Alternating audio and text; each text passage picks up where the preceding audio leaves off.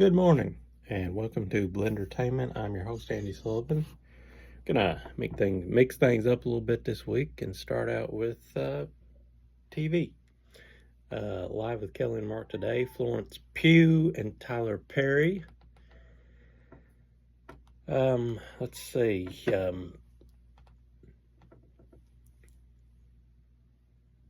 Kelly today has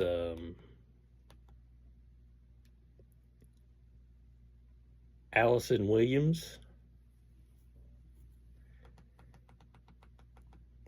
Okay, let's see. Tonight, I believe. Okay. All the shows are not repeats. Scarlett Johansson and Jay Farrow are on The Tonight Show. Seth Meyers got Charlize Theron. Tomorrow,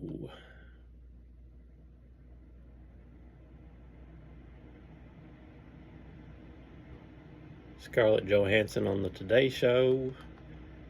GMA has John Cena.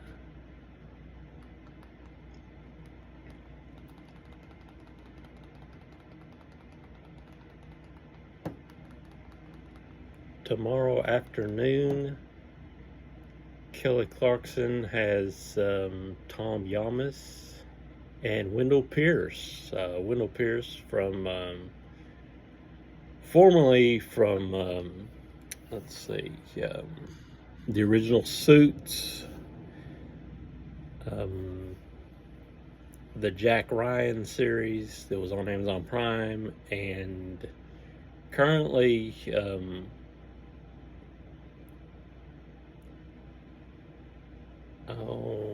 the name of the show escapes me now. It's not Narcos.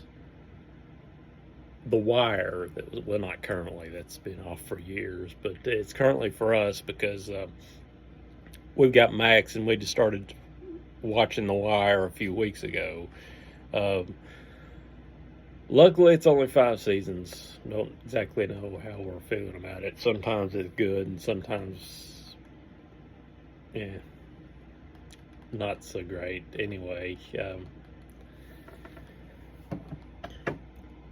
Tonight Show tomorrow, Jonathan Bailey, Abby Elliott.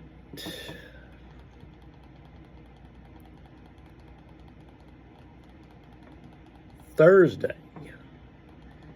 Now, Thursday night, Thursday, Kelly Clarkson is a repeat. Thursday night, the CMA Fest show is going to be on ABC from 7 to 10. So if you didn't get to go to CMA Fest, or if you went and just want to see what they put on, now usually what they do is just 1 or 2 performances per artist. I think the bigger the artist is, the more time they give them. Thursday, Kimmel, guest host Diego Luna, actress Emma Stone, TV personality Heidi Klum.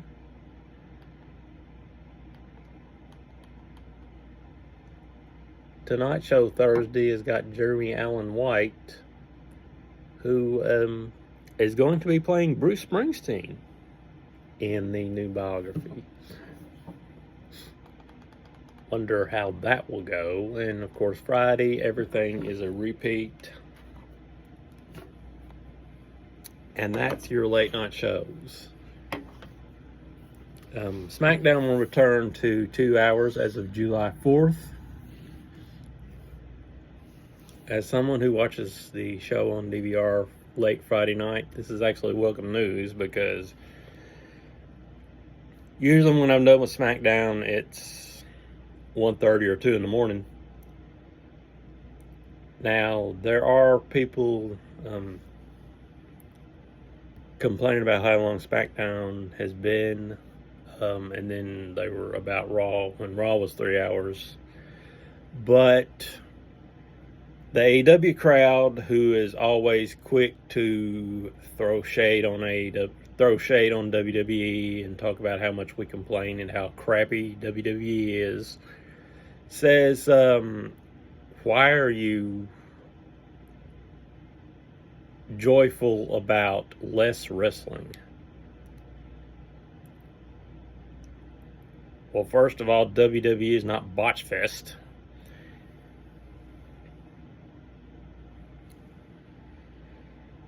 And, well, don't really need to explain that, do I? But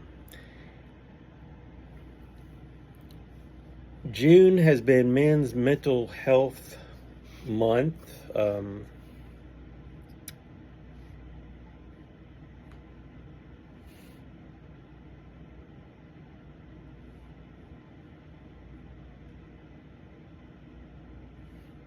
Men's Mental Health Awareness Month, a time to raise awareness about the unique mental health challenges men face and encourage open conversations about their well-being. This month aims to break down the stigma surrounding men seeking help for mental issues and promote resources for support. As someone who's been in therapy, there's no shame in it. I know getting past that barrier the first time is, I know it's a big step, but you can get there, and it's okay. And after you've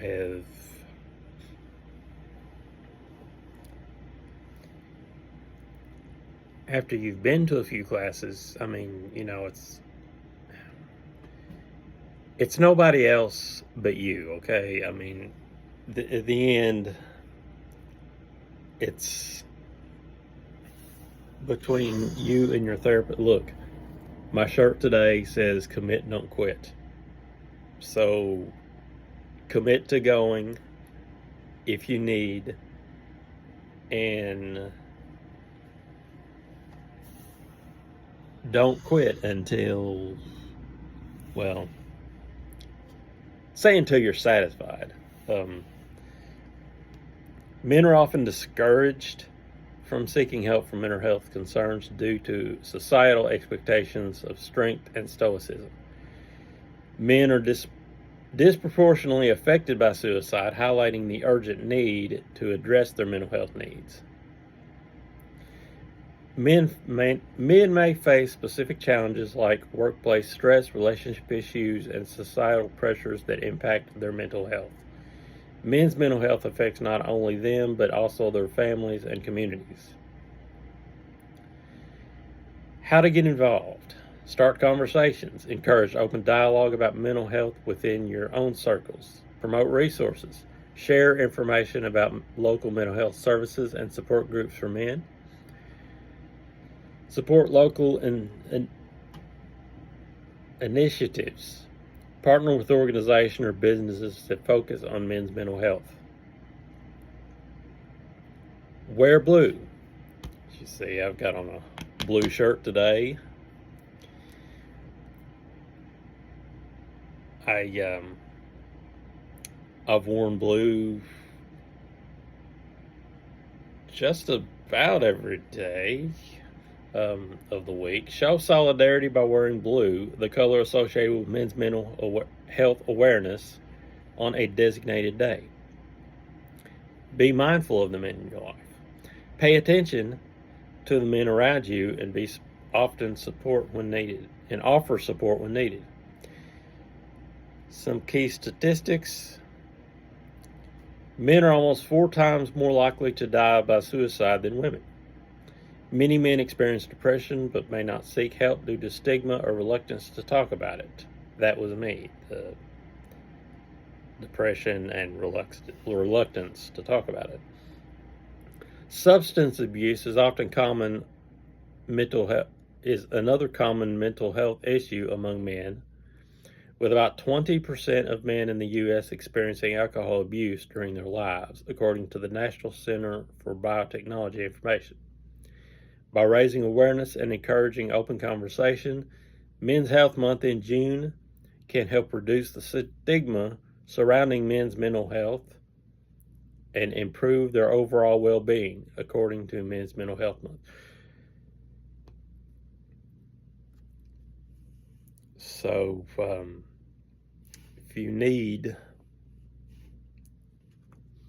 to get help, seek help. There's absolutely no change, or no shame rather, in seeking help.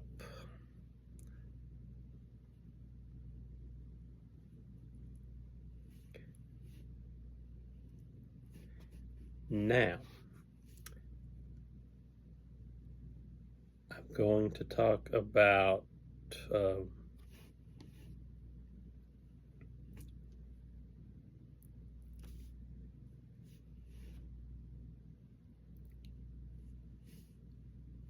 Night of Champions, which is this weekend. There's been a lot said about that because of the recent strike in Iran. Should Night of Champions, well, a lot saying no, Night of Champions should absolutely not occur in Saudi Arabia.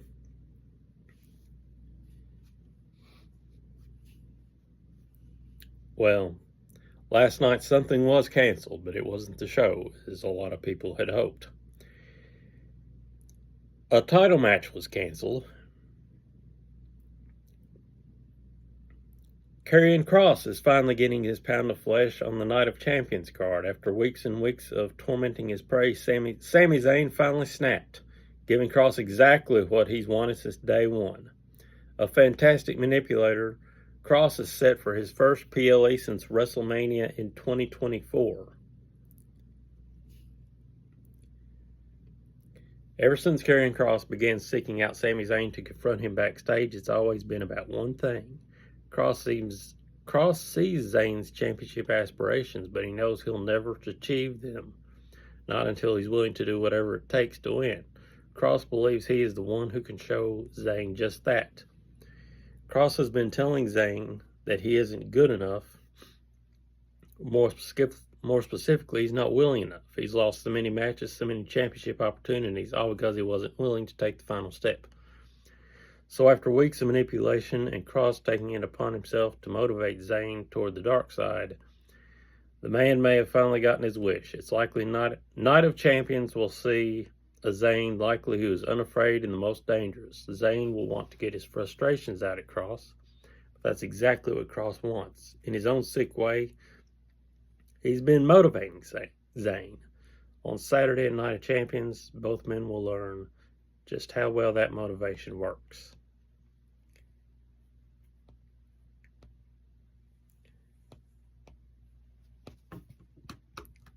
Also on the card,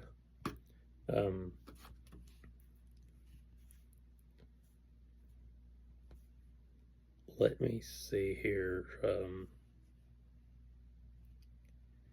Okay, updated card for Night of Champions. We're going to have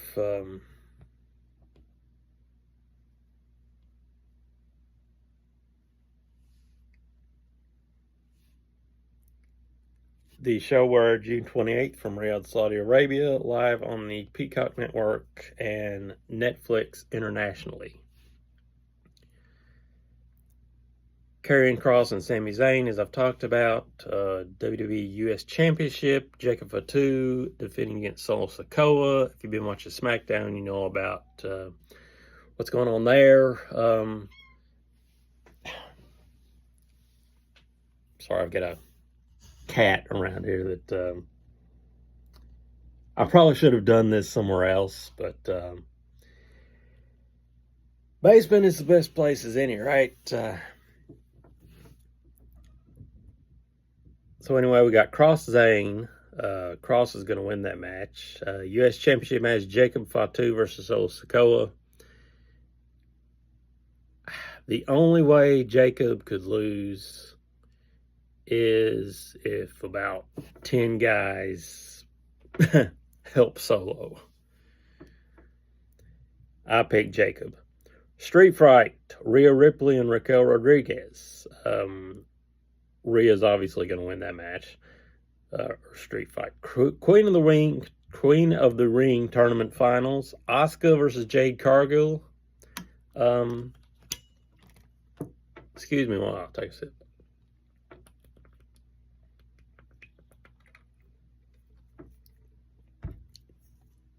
I know Asuka just returned, but I think this is,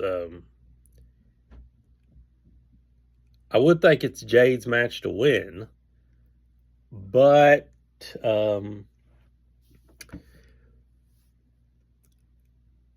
I think Naomi might get involved and cause Asuka to win, because Asuka and Io had a little tiff last night on Raw. Io was trying to get the damage control feels back, but Asuka was like, hey, damage control's over, and just walked off. So I think we might see an upset. I'm going to go for Asuka, because I don't think they're done with the Jade and Naomi stuff. Should be, probably, but I don't think they are. King of the Ring tournament, Randy Orton versus Cody Rhodes. This match is going to be, it should be awesome. Cody's been earmarked to win this thing since day one, so we get Cody and Cena at SummerSlam. But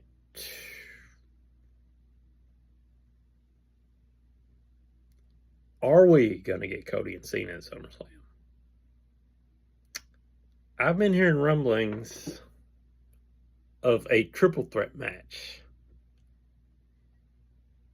with Cody, Punk, and Cena for the WWE Championship. Now, I don't know if that's going to go down, but that is what I've been hearing. So I do think that Cody is winning King of the Ring. I do not think he wins the title at SummerSlam unless they've already been showing the inklings of babyface Cena. So they might turn Cena at SummerSlam or after, because this heel run just ain't it. I know a lot of people want it to be. I don't know why, because John Cena is not a heel. But anyway,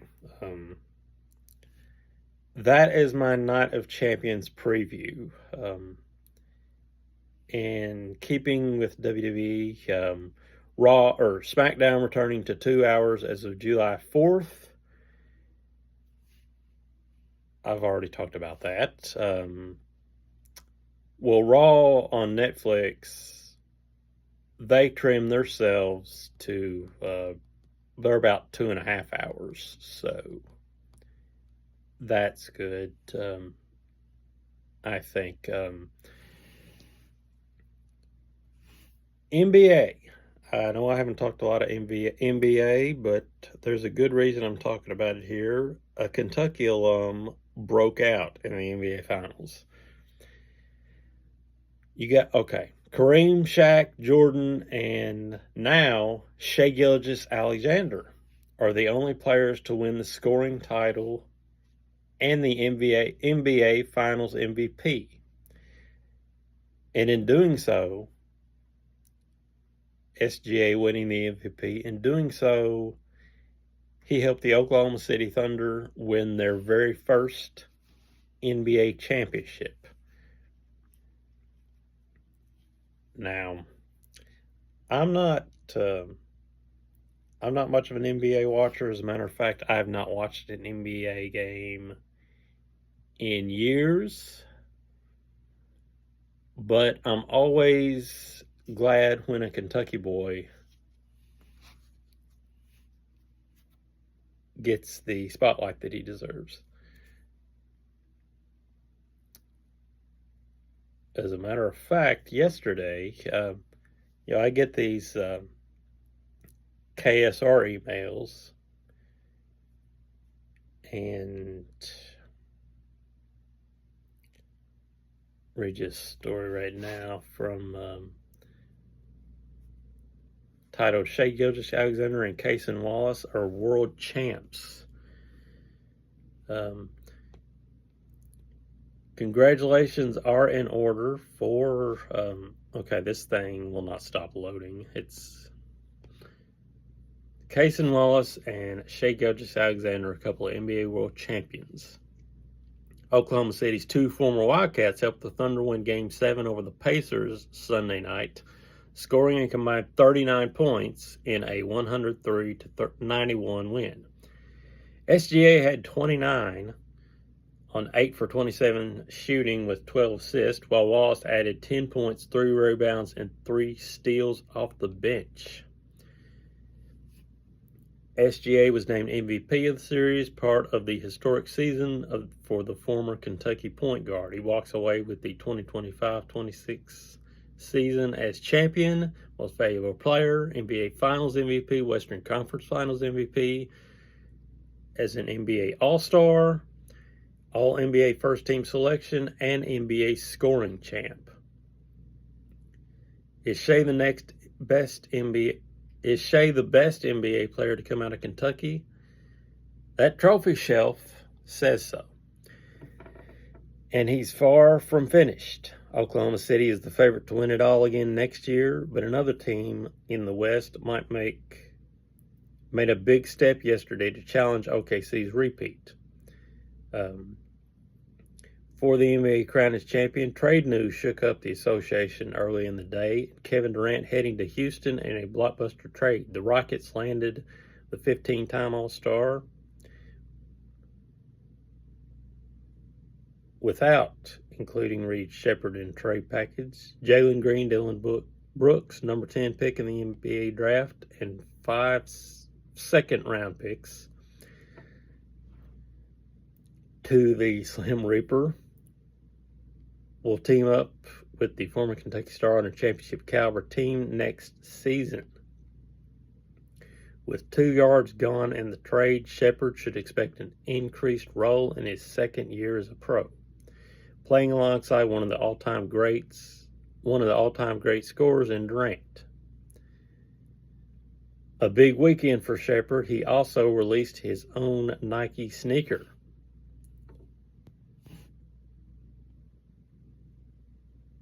Rob Dillingham will also have a new sneaker. Now, I'm looking at on July 1st, Nike will release 2 new edition GT Cut Pro 3 Turbo, one for Shepherd and one for Rob Dillingham. Shepherd's shoe mirrors the team's colors of the Houston Rockets with Reed on the inside of the tongue of the shoe. I dropped my phone. Sorry about that. I was going to swing the thing over here and show you the shoe. There's the shoe. And here I am again.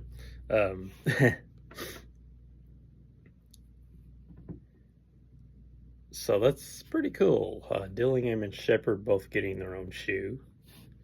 Pretty awesome. Let's see, I've talked to men's mental health. Okay, Pocono. NASCAR racing in Pocono. This was actually the last This was the final race of the season for Amazon Prime, who only had 5 races, I believe. And now it's going to shift to NBC and TNT and Peacock, and it's just going to go all over the place. Stage 1 winner of Pocono was Denny Hamlin. Stage 2 winner was Chase Briscoe, and Briscoe also won the final stage. I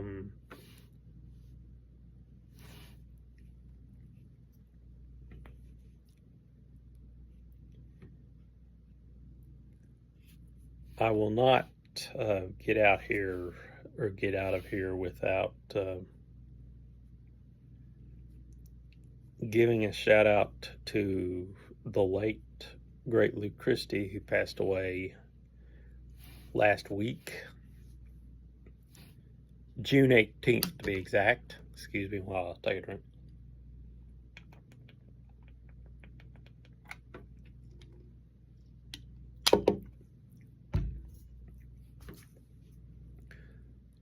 Luigi Alfredo Giovanni Sacco, February 19, 1943 to June 18, 2025. Known professionally by his stage name Lou Christie, was an American pop and soft rock singer-songwriter, widely known for his hits in the 60s, including the 1966 U.S. chart topper Lightning Strikes, which, by the way, when I first got SiriusXM, first heard the 60s channel and heard him the first time, I thought it was Frankie Valli and the Four Seasons when I first heard Lightning Strikes. I thought, oh, hey, that's a Frankie Valli song I hadn't heard. No, it was Lou Christie. 1966 U.S. chart topper Lightning Strikes, and 1969 UK number 2 hit I'm Gonna Make You Mine, which also a good one.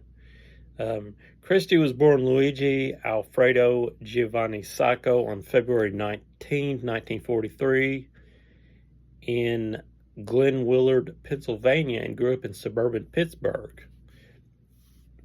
While attending Moon Area High School, he studied music and voice, served as student conductor of the choir, and sang solos at holiday concerts. His teacher, Frank Cummings, wanted him to pursue a career in classical music, but Sacco wanted to cut a record to get on American Bandstand. At age 15, he met and befriended Twyla Herbert, a classically trained musician 20 years his senior, who became his regular songwriting partner and wrote hundreds of songs with him over the next 30 years until her death in 2009. Sacco performed with several vocal groups, and between 1959 and 62 released several records on small Pittsburgh labels, achieving a local hit with The Jury by Luigi and the Lions, a group consisting of Sacco, Twyla Herbert's daughter, Shirley, and 2 others. In 1962, Sacco approached Nick Cincy with some demo tapes. One of the first things Cincy did was change the name Luigi Alfredo Giovanni Sacco to Lou Christie. Sacco's father liked the name change because it had Christ in it. I always wondered about the Christie name.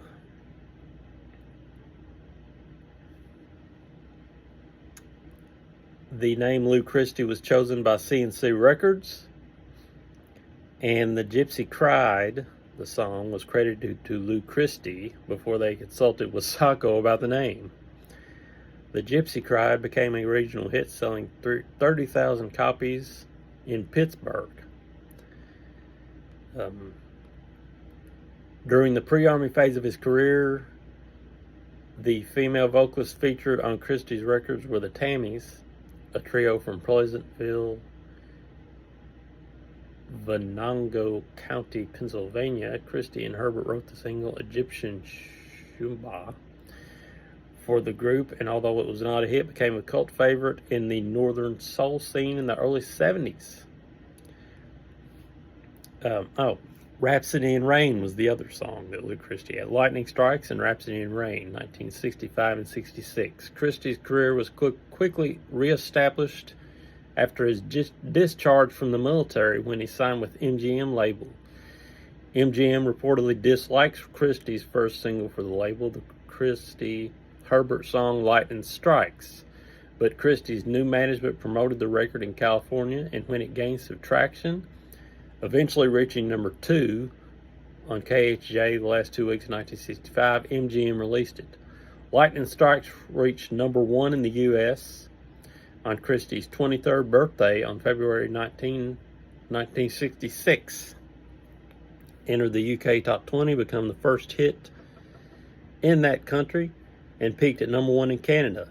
The song featured his signature falsetto and included a female chorus.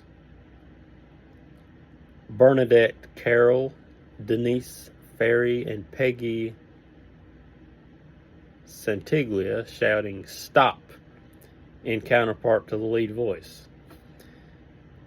When I see lit, I can't sing with a damn, so it's when I see lips begging to be kissed, stop, I can't stop, I can't, that. Christie's next single in the spring of 66, Rhapsody in Rain, featured a melody inspired by Tchaikovsky's Romeo and Juliet, telling of a teenager's memory of his sexual experience in the back seat of a car during a rainstorm as the windshield wipers made rhythmic sounds of, that's where the together in the song. Later, after the romance ends, the wipers seem to say, never, never. Many radio stations banned the song after hearing the opening lyrics. MGM insisted on a re-recorded version that toned down the lyrics. The third and fourth lines of "We were making out in the rain, and in this car our love went much too far" were changed to "We fell in love with the rain, and in this car love came like a falling star." Despite the edited version, many radio stations instead played 2 older songs re-released by other labels for which Christie had once recorded. Outside the Gates of Heaven on CNC Records peaked to number 45, while Big Time on Colpix Records hit 95. All 3 singles hit nationally within 3 weeks of one another. In March 66, Lightning Strikes was falling down the chart. However, Christie's later records for MGM, including If My Car Could Only Talk, arranged and produced by Jack Nitzsche, failed to chart. In the late 60s, after being dropped by MGM, Christie had an unfruitful stint with Columbia Records. He recalled that Columbia was mainly interested in grooming Christie to be another beach party actor in the vein of Frankie Avalon, but Christie believed that the genre was going out of style and declined. He then joined Buddha Records in 68, a move prompted by his business manager, Stan Pauly, and bubblegum music producer, Tony Romeo. He had a surprising wall of sound, constant up-tempo hit with I'm Gonna Make You Mine, which Romeo wrote in the early autumn of 69. Helping with backing vocals, Linda Scott, Leslie Gore, and Valerie Simpson, and by 2 promotional videos distinctly different from each other. The song peaked at number 10 in the US, but climbed to number 2 in the UK single charts, thus becoming his biggest hit there. A follow-up, She Sold Me Magic, never released as a single in the US, charted at the UK, peaking at number 25, and in Japan where it reached number 1. It was later covered by Elton John. Conversely, Are You Getting Any Sunshine only charted in America where it reached number 73. Christie spent the early 70s between London and New York. In 71, he released a concept album called Paint America Love, regarded by some, including Christie himself, as his best LP, and married former UK beauty queen Francesca Winfield in London. In the US, he recorded The Lion Sleeps Tonight, but after a dispute with his manager, Stan Pauly and Neil Bogart of Buddha, Christie's vocals were removed and replaced by those of the similar-sounding Robert John, whose version became a major hit. Christie also peripherally involved in the legal issues around Five Arts Management, a company set up by Pauly, which contributed to the suicides of Badfinger members Pete Ham and Tom Evans. By this time, Christie had grown tired of industry meddling in his career and of singing falsetto. Christie returned to the U.S. and lived for a time in Lake Charles, Louisiana. In 1974, he tried a new music style, going country, for the album Lou Christie. This album, also known unofficially as Beyond the Blue Horizon, and its best-known track. After its best-known track, a cover of a hit song from 1930 written for the film Monte Carlo. The song missed the country chart and only made number 80 on the pop chart, but managed number 12 on adult contemporary. The song had been used in several film soundtracks, including 1988's Rain Man.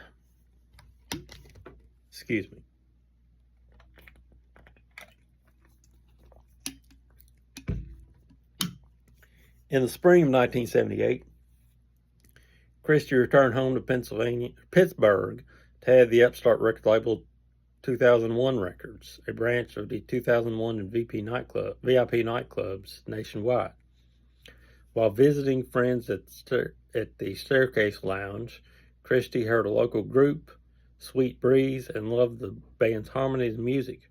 Christie signed the band Sweet Breeze to their first recording contract, and the band recorded a song written by Christie and Herbert called Summer in Malibu that was a regional hit for the band. He supplemented his income during this period by taking a job as a truck driver. Christie became active on the oldies circuit starting in the early 80s, scoring a final U.S. chart hit credited as Summer 81 Melody by the Cantina Band featuring Christie.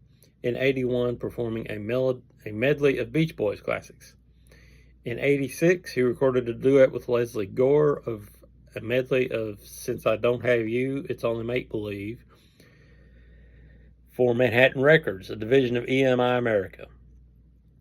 The two singers were touring together at that time, and the song was released only as a one-off single. Christie was credited as special music collaborator on the movie Barcelona, released in 1994. He and Mark Suozzo wrote a song, Breaking Up, which Christie performed and was included in the soundtrack for the film. In 1997, Christie recorded his first all-new album since the 70s, entitled Pledging My Love, and produced by Alan Grossman and Jim Mosher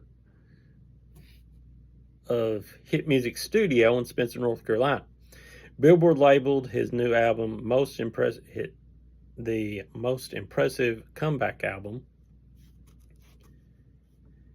Most of it was penned by Christie, presented in a contemporary manner and included the songs What Happened to the Nights, Techno Pop, and I Sure Fell in Love, and covers of The Critters' Mr. Dyingly Sad and Johnny Ace's title tune, Cub Coda.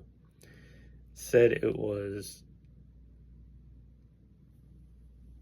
loaded with AOR hits. In 2004, Christie released his first concert album, Greatest Hits Live from the Bottom Line, which features studio recording Christmas in New York as a bonus track. In addition to the occasional new music, Christie remained concert act on the oldies circuit in the US and UK.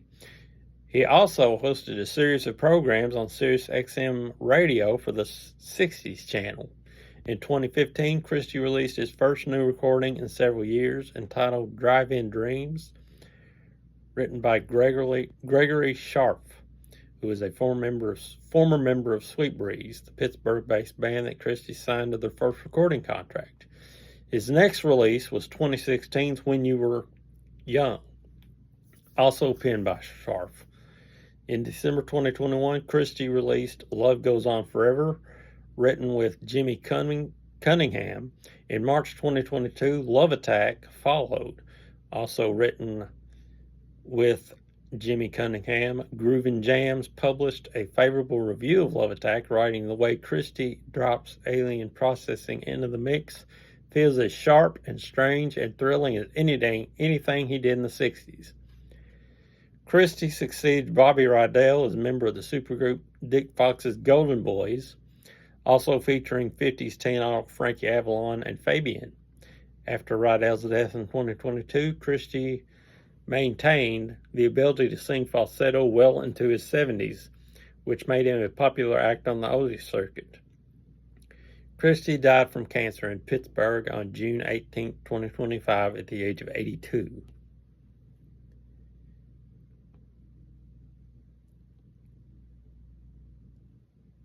He had, Lightning Strikes was his, I'm going to make Lightning Strikes, I'm going to Make You Mine, were his two top 10s in the States, with Lightning Strikes being his only number one. Did not know all of that, actually. Did not know any of that. Rest in peace to Lou Christie. That's going to be my vlog for this week. The week of June 23rd. Hope you guys have a great week, and I'll catch you hopefully next week. Be kind, be cool, be courageous, and have a great day. Peace out.